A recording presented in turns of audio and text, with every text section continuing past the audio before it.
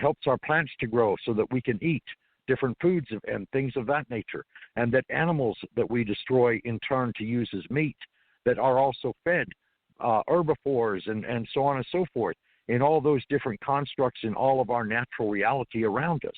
Light is a very, very principal thing. It helps trees. It helps plants. And, of course, trees we rely upon for our oxygen. If we did not have trees, we would no longer have oxygen, and we have to have oxygen to survive. If you deprive a person from oxygen, they will die. But I want you also to understand that it is only the body that dies and not the spirit, okay? Your spirit is eternal.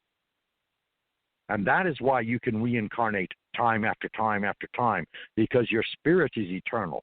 The body dies because the body is a vessel that is used for a given life, the world around you, and learn from the world around you all that you need to learn, okay? So when it comes to light, light defines what we see. It defines what we experience. It defines what we feel warm with, whether it be fire or flame, whether it be a fire outdoors, whether it be a cooking stove, whether it be a barbecue, whatever the means may be that you decide to cook by. Again, that is the element of fire and the element of light, because light is contained within fire. So then you break it down, and you know, you, of course, have water, and you consider that human beings are made 90% water, all right? And that, of course, all bodies of water around us supply us with water, which, again, if you deprive a human being for at least 10 days without water, they will actually die simply because we have to be able to drink water in order to supply the oxygen within our bodies and in our cells within our bodies. We have to oxygenate, and we have to have water as a sustenance, as a sustaining vehicle or what have. Of course, you know, the earth we walk upon, the earth grows all of our plants, it sustains all other animals, it sustains us with our houses and our tenements and whatever else. And, of course, it also helps to ground us as well as allow us to garden and all of these other helpful things, okay? And then, of course, in addition to that, you have the element of air, and we have to have air. And, of course, the air is produced partially by the trees in our atmosphere, the oxygen that they give off to us as they absorb our carbon dioxide, because our carbon dioxide somehow is transformed into the tree as a liquid or something that helps them to grow and helps them to build their own structure within themselves, so that in turn they create more and more oxygen. Now, in addition to that, you know, that's the four elements. Well, if you consider your body is basically constructed by the four elements. Well, then, of course, you introduce the fifth element, which is spirit. And it is spirit that actually regulates and sustains your body because, again, factually speaking, all right, and your spirit leaves the body dies, okay? And this is why I cannot put enough emphasis on the fact being that your spirit is foremost. So, therefore, if you love God with all of your spirit, that is all of your being, okay? That's your physical, mental, emotional, spiritual selves all combined, and you devote yourself to the love of God because you understand that God loves you as much as you love them, but probably a billionfold over, beyond even our conceptual understanding. Because when I have died and been physically dead in the body, my spirit rose, and yes, I went before the face of God, and yes, I saw God, and I was told by God that, quote unquote, I had not done enough that I had agreed to do, and I must return. And returned I did. But in light, we are also energetic forms, okay? We are swirls of light. We are beings of light. Now, yes, in a two-dimensional world, of course, you cannot have light without darkness, nor can you have darkness without light, because you have to have a differentiation between the two. The darkness sustains light, and the light sustains the darkness.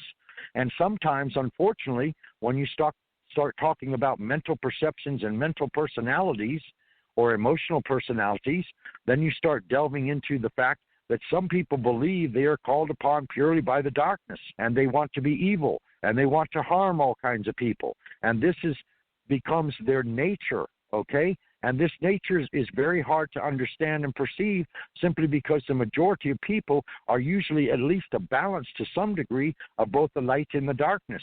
And, of course, then you have those on both sides where you have people that are purely of the light and you have people purely of the darkness. And in the midstream amongst it all, there are those that are a combination of both. So I guess you could call them gray in a manner of speaking, because that's the color you get when you add white and black together, you get gray. So you then have to understand that in darkness, all is consumed, and in light, all is born or given birth. And this is a very deep thought indeed. But at the same time, it is very readily understandable simply because the light allows you to know who you are. When you look in a mirror, you see an image before you of who you are. And yes, your face tells all kinds of things about you, but your eyes tell even more. And they say that the eyes are the place of the soul or the place of the spirit. So when you look into a person's eyes, you can see a great deal more than what is perceived by you in front of you by their face or their physical structure. And again, the eyes perceive light, and they are an instrument of the light. And if you take away the light, such as Teresa was sharing, with sense deprivation, where you have absolutely no sense whatsoever. In other words, there is absolutely nothing around you. The blackness completely absorbs you more or less because you cannot see. There is nothing to feel, okay? Some people do it in a buoyancy chamber where actually you're buoyant in water, which actually sort of synthesizes or emulates the womb, because naturally as infants we are contained in our mother's wombs and we are in a sack of water, and we are grown in our mother's womb by the nutrients that our mothers feed us. And that's how we turn into human beings until such time that, we have become sufficiently nutriated to the degree that we can be self-sufficient on our own. And this, of course, is the period of gestation, which lasts 9 months. Now, you have to also understand that there is no early arrival, okay? God calls all of us home at the most appropriate time. No one arrives home early and no one arrives home late, okay? Whether it be a 3-day-old infant or a 200-year-old man, okay? The 3-day-old infant may have come into the relationship of the man and woman that conceived it, so that in turn it could create an overall bond of love between those two given individuals, and that those two given individuals come together in love, and yet they are sparked by sadness at the loss of their child. But you have to understand, they are also capable of creating another child, and through the bond of love, they then in turn have that to do so. And that spirit that was only here 3 days was given the mission to do nothing more than to create the love and well-being in the hearts of those two given individuals. And then in turn, it returned home and became its angelic spiritual self. Whatever level of being it may be on, it immediately returned to. But again, you see, the person who's been here a couple hundred years, not that anyone to my knowledge has reached that as of the moment, but at least somewhere near at least 120 or greater years old. Usually they're Asian in nature or Asian in civilization, culture, etc. But the thing of it is, they have been here all this time so that in turn, hopefully they will be respected by their children, by their grandchildren, by their grandchildren's grandchildren, okay, for the wisdom that they hold, because they have seen life for over 100 years. That's a tremendous amount of experience and a tremendous amount of all kinds of wisdom that has been saved up in them, okay? So again, getting back to the light, contains more light. The infant, as it is born, well, you could say that the infant is absolutely innocent because they have no life experience. So therefore, they are the breadth and width of God. As they come into manifestation, they are born upon the earth through the manifestation of creation, in that a spirit has now come into the woman's womb, and then in turn is born as a human being, and that human being in turn has a soul or a spirit, okay? And so that spirit would be judged or given grace from the aspect being that they are completely new. They have no human experience other than the suckling that they will immediately arrive at from their mother, okay? And that mother bond of a love between the child and the mother is the greatest love that we as humans can experience. But at the same time, you have to understand that the person who has absorbed over 100 years of experience has such great wisdom that it should be valued tremendously. And here is a downfall. It's a very unfortunate downfall. But here in the West, we treat our elders as though they're no longer any good. Pull them off to rest homes and convalescent homes to die. And oftentimes they die alone. Okay? Now, fortunately for all of us, we are always in the presence of God, and we are never, ever alone. We always have guides. We have angels. We have a healing team. We all have intermediaries.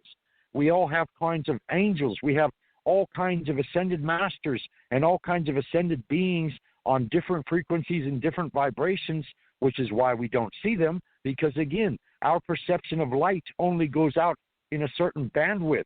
And anything that radiates at a frequency higher than that bandwidth, we cannot physically perceive because our eyes will not transfer in that frequency of light into our consciousness. So therefore, it is beyond our perception. But no one, and I do stipulate, no one is ever alone. We do not die alone, okay? But unfortunately, if you're human and all your family and all your friends have abandoned you, and you find that you physically die alone with no one there to comfort you whatsoever, you have to understand that as you pass or in the process of passing, all of your loved ones that have gone before you are there to greet you. All of your loved ones that have gone before you that are your ancestors in other lives or in your hereditary tree as a family, etc., etc. They are all there to greet you and to welcome you home. Your angels are there to greet you and welcome you home. There are all kinds of beings that surround you all the time, 24 hours a day, 7 days a week. Even though you cannot see them, they are there with you. And this is the grace and this is the hope that we all have. For our inner nature, which is spiritual, is comforted and guided and given wisdom on a daily basis, given guidance and understanding on a daily basis. That even though we may be caught up in chaotic situations or grievous situations or whatever the trauma may be that surrounds us and influences us emotionally and mentally, it does not matter. And the reason it does not matter is because this is an experience you are having to learn from.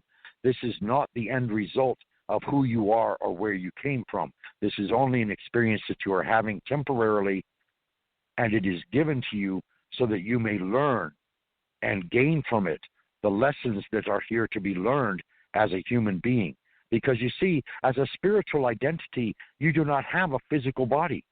You are a being of swirling conscious light. Okay?